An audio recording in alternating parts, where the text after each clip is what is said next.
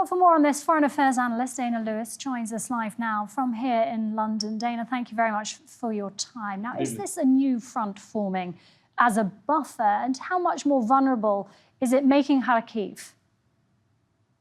I mean, Kharkiv is, of course, there's the Kharkiv Oblast and there's Kharkiv City.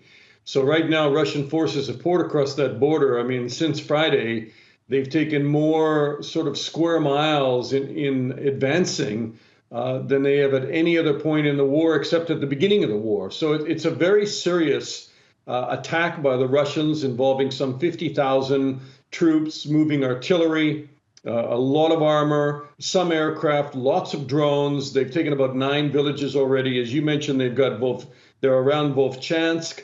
And then the next thing in line would be Lipsy, which would put Russian forces in artillery range of Kharkiv City, where 1 million people are sheltered and where many of those thousands of people now that are evacuating from those villages are moving to try and find some kind of protection. So it's an ongoing developing situation where you have President Zelensky saying that, they're trying to stabilize the situation. They're trying to reinforce. They're trying to give commanders in the area everything they need to stop that Russian advancement, and that they are having better successes at this point.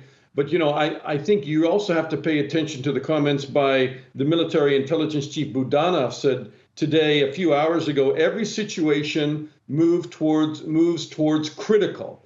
And he suggested that they just don't have the reinforcements that they need. And as we all know, Ukraine has been suffering manpower shortages for some time. On that, Dana, is this Russia capitalizing on that delayed aid package from the US? How much of an impact is that having? Certainly having a huge impact along hundreds of miles of front.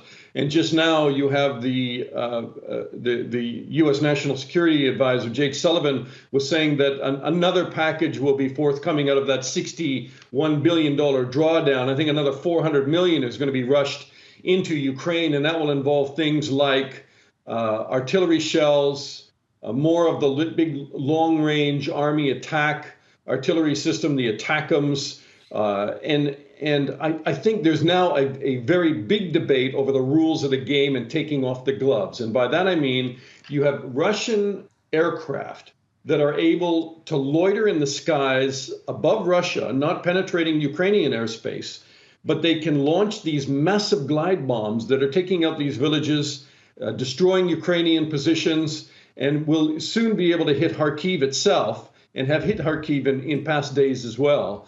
So the debate becomes, should the Ukrainians be allowed to use the equipment that they've given, and specifically the American military equipment, to strike Russian aircraft over the skies of Russia, and also try and hit some of those troops as they are forming inside Russia before they pour across the border. So I think the gloves off argument you'll hear more and more in the coming days.